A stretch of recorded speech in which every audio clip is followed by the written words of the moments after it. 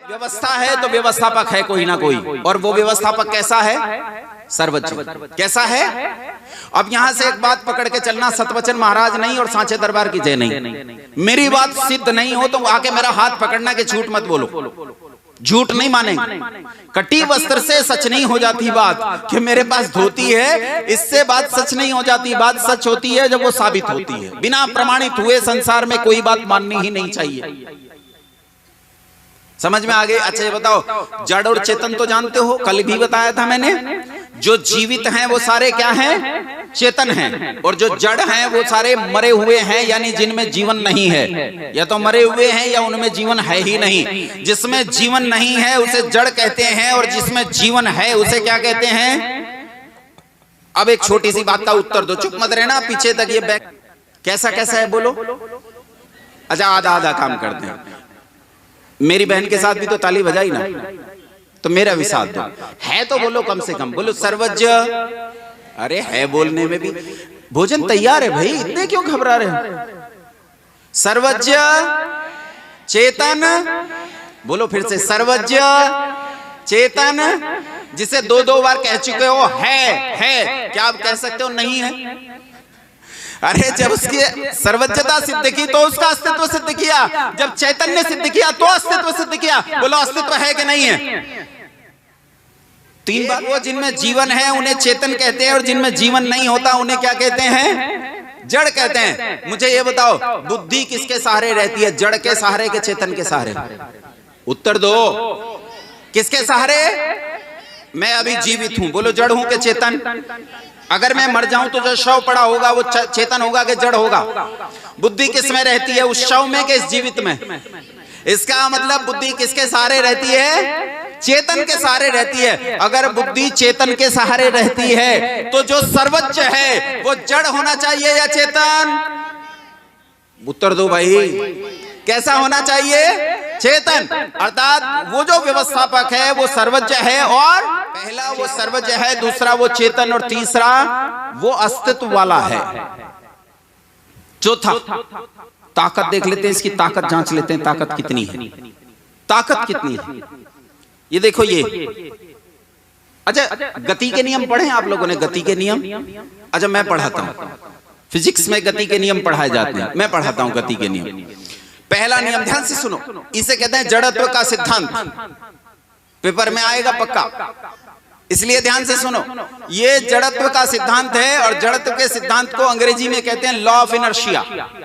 Law of inertia कहता है, जड़त्व का सिद्धांत कहता है कोई वस्तु स्थिर है तो स्थिर बनी रहेगी, गति में है तो गति में बनी रहेगी, जब तक इस पर कोई बाह्य बल आरोपित न किया जाए। ये रुकी है, इसे चलाना है तो मुझे बाहर से बल लगाना पड़ेगा। रुकी है, चलाना है तो बाहर से बल, बोलो तो थोड़ा बल तो लगाओ। रुकी है, चलाना पड़ेगा तो बाहर से बल लगाना पड़ेगा। यह फिजिक्स का सिद्धांत है, पूरी प्रकृति में लागू होता है, पूरी प्रकृति में। अब दूसरा नियम सुनो। दूसरा एक और सिद्धांत गति का ये कहता है कि यदि इस वस्तु को मुझे गति में लाना है तो इसके द्रव्यमान के बराबर या इसके द्रव्यमान से ज्यादा बल लगाना पड़ेगा, तो ये वस्तु गति में आएगी, अन्यथा ये गति में। अच्छा ये सोचो, इसे तो हम धक्का देकर चला सकते हैं, इसे भी चला सकते हैं, लेकिन क्या इस मंच को चला सकते हैं?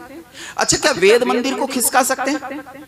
ये बहुत ज्यादा ऐसी जगह हो गया, चलो इसे खींच के पंचकुला लेके चलते हैं। संभव है? खिसकाया जा हम खिसका सकते हैं कि सारे लोग मिलके? हम धक्का देके हिला सकते हैं क्या? नहीं हिला सकते। लेकिन ये तो एक वेद मंदिर है। अब पूरे चांदपुर की सोचो, पूरा चांदपुर हिला सकते हैं? नहीं। और फिर बिजनौर, और फिर उत्तर प्रदेश, और फिर भारतवर्ष, हिमालय पर्वत, आल्पस, रॉकी, गंगा नदी, नील नदी, कितनी बड़ी पृथ्वी है। लेकिन जानते हो जिस मोटरसाइकिल पर बैठकर चलते हो इसकी गति क्या होती है?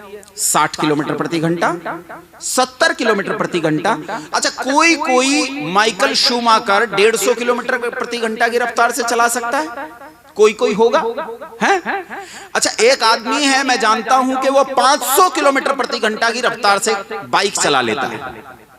मैं आपसे कहता हूं कि इस बाइक के पीछे बैठो, इस आदमी के पीछे बैठो, ये आपको दिल्ली लेकर जाएगा। यूं जाओगे? क्यों नहीं जाओगे? क्योंकि ये जाएगा ही नहीं।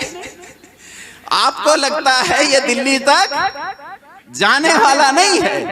500 किलोमीटर प्रति घंटा की रफ्तार से जो जा रहा है ये दिल्ली तक नहीं पहुंचेगा। हमारी आबादी इतनी कम नहीं है भाई, डेंसिटी बहुत ज्यादा है, कहीं ना कहीं बेचारा भिड़ जाएगा और मरेगा। हम क्यों मरे? 500 किलोमीटर प्रति घंटा की रफ्तार से चलने वाली बाइक पर बैठने से इनकार करते हो, लेकिन आप जानते हो कई लाख किलोमीटर प्रति घंटा की रफ्तार से दौड़ने वाली पृथ्वी पर बैठे हो। ये पृथ्वी सूर्य के चारों ओर चक्कर लगा रही है और कई लाख किलोमीटर प्रति घंटा की रफ्तार से दौड़ रही है और इस सब को लेकर दौड़ रही है। और कमाल की बात है, हमारे सिर का बाल भी नहीं हिलता और आपको डर लग रहा है? किसी को डर लग रहा है?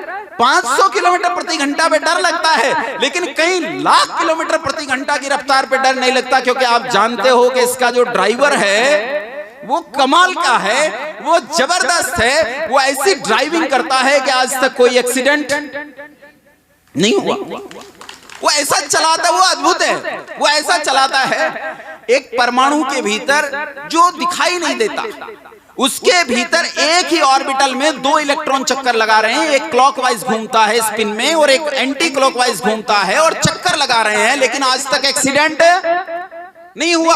और इतनी बड़ी पृथ्वी जो चला रहा है, इस पृथ्वी का भी आज तक कोई एक्सीडेंट। अच्छा, जो इतनी बड़ी पृथ्वी को उसके द्रव्यमान से ज्यादा बल लगाकर धकेल रहा है, बताओ दुनिया में उससे ज्यादा ताकत वाला कोई होगा? तो दुनिया में सबसे ज्यादा ताकत वाला, और जो दुनिया में सबसे ज्यादा ताकत वाला हो उसे कहते हैं सर्वशक्तिमान। क्या कहते हैं बोलो?